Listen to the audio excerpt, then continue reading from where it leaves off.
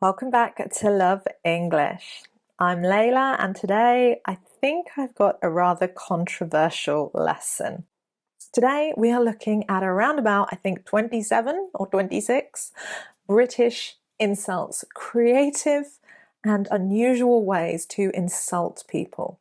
Whether that's saying that someone is, well, stupid, crazy, unattractive, I feel very bad, I'm a terrible teacher, or indeed a little bit mean with money.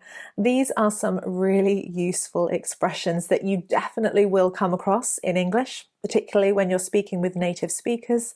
And of course, they might be a few that you'd actually need to use if you ever came to the UK. So, let's be careful how we use these expressions. I have been very careful not to include anything that is racist, classist, sexist, or homophobic, because that's just going too low and not correct at all.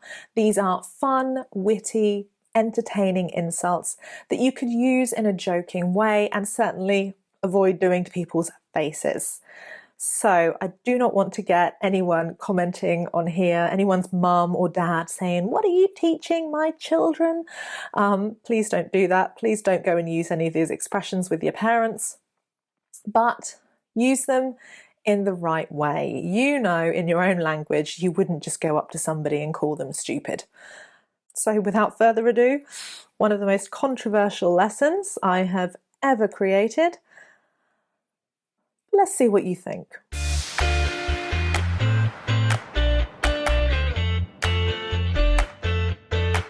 Right, now if there is someone in your life or perhaps a colleague, maybe even your boss, and you get so frustrated you want to say that they are stupid, they're an idiot, they're foolish even, you could use some of these rather creative words instead.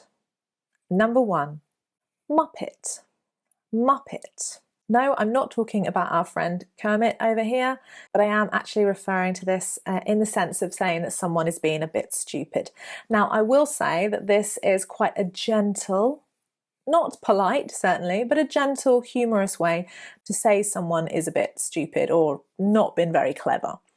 So you might say, "Oh, you Muppet, you've walked in a puddle, look at all your clothes."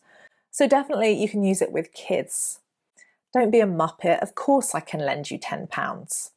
Again, you can use it with a colleague, a friend. It doesn't mean that you're telling them they're stupid. You're saying, "Don't be silly," which is a bit more gentle. And I'm happy to help you. So Muppet doesn't have to be rude at all. Nice, gentle expression to be used with the correct intonation. Remember, intonation is key. If you tell someone you are a Muppet, then clearly you're angry, you're rude, you're agitated. "Oh, you Muppet." Then you can hear that we're being much more gentle and we're trying to encourage them to maybe ask for help or think a little bit more carefully next time. Number 2, and I think this is rather creative but probably less commonly used, nincompoop. Nincompoop. The more old-fashioned version of this would be ninny. Ninny. So very British, very unusual.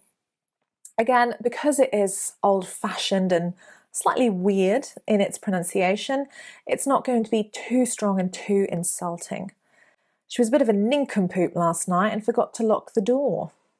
"Oh, what a nincompoop. Of course you can ask me for help." "You ninny."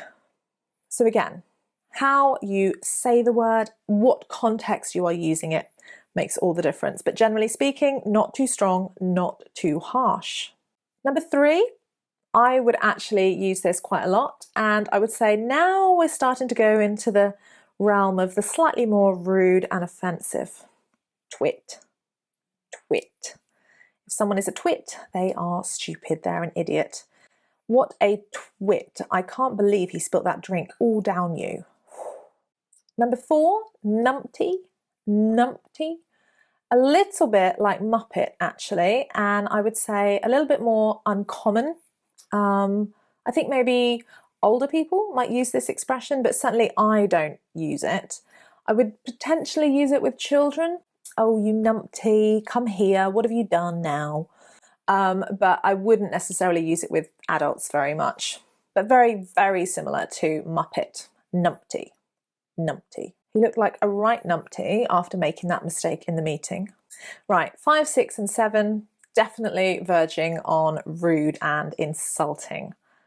Number 5, pillock. Pillock. Ruder than twit, possibly.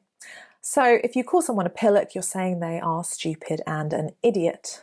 What a pillock. Did you see how he was driving? Number 6, particularly insulting and insulting someone's intelligence. If you say that someone is a bit gormless, you're not only saying that they're really quite stupid, but you're also kind of imagining an expression of someone that looks like they're just not all there. They're not particularly awake. So I might say sometimes, not always. I've got a few gormless students in the class. They don't seem to be paying attention. Now, number 7, this is a bit of an add-on actually, because it doesn't necessarily mean idiot or stupid. In fact, it doesn't. It's referring to somebody that doesn't have any friends, who's lonely. Something that someone might use in a playground, a horrible child maybe, calling someone a Billy no mates. A Billy no mates. So this is someone that's a loner, that doesn't have friends. A bit sad really, but you could also use it in a very joking way. Oi, Billy no mates, what are you doing sat by yourself? Come and sit with us, come on. So it's not too strong, but obviously depending on the context, it's definitely something that would have been used when I was at school, but that was a little while ago now. So they might have some newfangled slang for that, but essentially it means someone that doesn't have any friends. Billy no mates, mate being a friend. Now, if somebody is a bit unattractive, okay, I can make some faces for you. It's one of my favourite things to do. If somebody is unattractive, or at least if you want to say that they are unattractive, first of all, you're not a very nice person if you want to say that someone is unattractive, because of course beauty comes from within, and of course very often it's in the eye of the beholder. A nice phrase for you there, a nice proverb. But essentially, if you do feel that you need to insult somebody's appearance, think very carefully about how you do it, where you do it, and don't do it to their face. But some of these expressions are used really when we want to say something in the heat of the moment, when we're angry, when we're frustrated, or we're saying it in a joking way, but certainly not to people's faces, because nobody wants to be told they are ugly and unattractive. So let's have a go. Number 8, minger. Minger. Often referring to a woman, as many of these lovely expressions are. Basically, a minger is someone that's very unattractive and disgusting, gross, okay?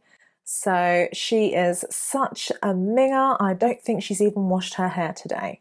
Not very nice. You're a horrible, horrible person if you use it. Minger. Number 9, a great expression for somebody that looks actually not necessarily ugly, but maybe rather miserable. Okay, a bit like that. All right, so they're miserable, they're grumpy, and it shows on their face. You could say, and I do like this, it's more idiomatic, a face like a slapped arse. She's got a face like a slapped arse. What is wrong with her? So essentially you're saying that someone is unattractive because they are essentially miserable, they're unhappy, and it comes across in their personality. Now, moving on to more idiomatic expressions, referring to people being not particularly clever, we have a lot of very creative expressions for you. One of my favourite being, they're not the sharpest tool in the box. They're not the sharpest tool in the box, meaning they're not particularly clever. And remember, with idiomatic expressions, unlike the nouns I've previously given you, idioms can actually be much softer, more gentle, and I'm not going to say polite, but perhaps a little bit more sensitive. So, someone's not the sharpest tool in the box, you're saying they're not particularly intelligent. Now, if you say somebody is a bit thick between the ears, all right, much stronger, not really polite or sensitive at all, you're saying someone is really, really stupid. Thick between the ears. Now, sticking with thick, thick obviously being the opposite of thin. thin, if the paper's thin, it's like that. If it's thick, it's like that. When we use thick, it's also referring in a slang, informal way to someone being stupid. So the next expression, as thick as a plank, or as thick as two short planks, very insulting, very strong, someone is stupid. He is as thick as two short planks. He completely put the furniture together wrong. 13, a little bit softer, a little bit like we would use Muppet, daft as a brush. Daft as a brush. Daft is a nice way to say someone is a little bit silly, stupid, not too strong. But if you say daft as a brush, you're saying someone has been a bit stupid. She's as daft as a brush. There's no common sense, but absolutely lovely girl. Number 14, the light's on, but no one's home. The light's on, but no one's home. This essentially is an expression referring to someone being there, talking, awake, but clearly the brain is not very engaged. So the lights are on, but no one's home.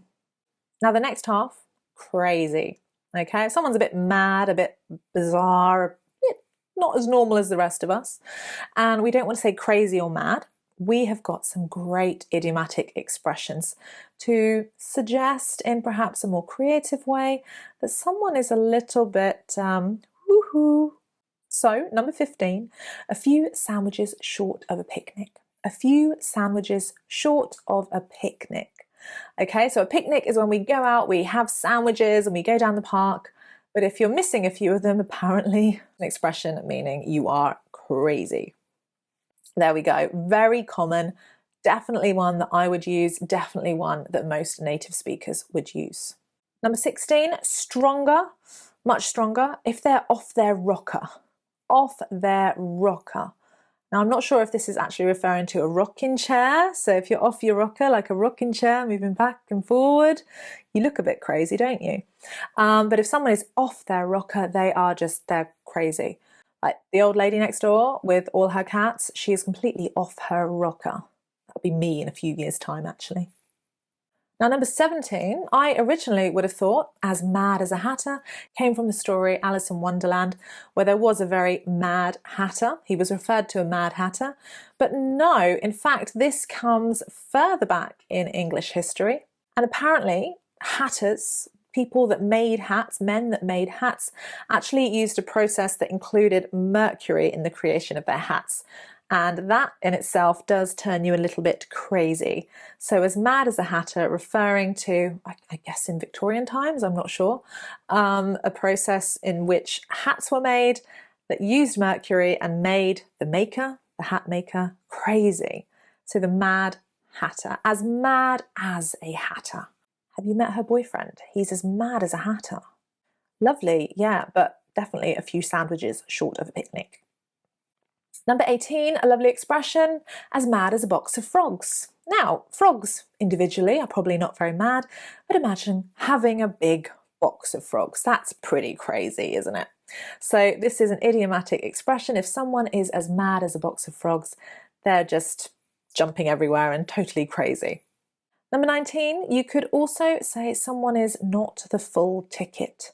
Or, much older English, less common now, not the full shilling. All right, shilling is old English money, so that's why it's very dated. Not the full ticket or not the full shilling, meaning they don't seem to be completely there. They might not have a lot of common sense, or when you're talking to them, it might seem that they're a little bit in their own world. So they're not the full ticket. Number 20 to 25 are referring to people that are not generous with money, that want to keep the money all to themselves and don't like sharing. Essentially, they are mean. Now, I've got quite a few expressions for this, and of course there's always someone in the family, whether it's your uncle, your gran, or maybe even your dad, who's a little bit mean with the money. So again, be careful because they're probably not going to be any more generous with you for using this language with them, but you might want to say, he's a bit of a penny pincher. To pinch is this action, okay? You can pinch your skin. But if a penny pincher, meaning you're really trying to keep hold of every single penny to be careful with your money. So he's a little bit of a penny pincher and doesn't like spending very much on presents. So number 21, if someone is a cheapskate, then you'll probably get the idea. They are cheap. They don't like spending a lot on anything. So you might say, oh, he's such a cheapskate. He's always choosing the cheapest thing on the menu. Number 22, tight-fisted. This is a fist. Okay, now if you squeeze it really hard, it's tight. And of course, what does that imply? That there's money inside the fist. So someone is tight-fisted, they're holding on very carefully to their money. 23, a lovely noun to refer to somebody as being a Scrooge. Scrooge. Now, of course, Scrooge actually comes from the Christmas Carol, Charles Dickens' novel. So if someone is a Scrooge, they are someone just like Scrooge who doesn't like to share his money with anybody. 24, very creative, maybe a bit more unusual, but certainly very British, a skinflint. A skinflint. He is such a skinflint, he wouldn't even lend me £5 for lunch. What is wrong with him? Number 25, a little bit more vulgar.